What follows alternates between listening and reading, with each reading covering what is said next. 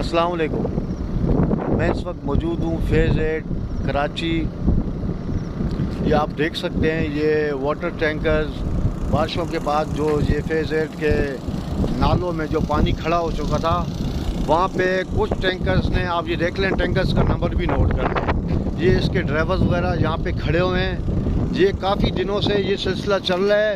इत्तेफाक से आज मैं आया हूँ तो इस चीज़ को जो है ना मैंने नोटिस कर लिया और ये वीडियो मैं प्रूफ के तौर पे बना रहा हूँ। CDC, CBC और ख़ास तौर पे SHO रक्षा अली रज़ा लगारी साहब, मैं आप तमाम भाइयों से गुजारिश करता हूँ कि इस इनलीगल काम का फौरी तौर पे नोटिस लिया जाए, क्योंकि ये नालों में खड़ा गंदा पानी ये यहाँ से फिलिंग करके वाटर टैंकर के ज़रिए जो है इनको बेचा जाएगा।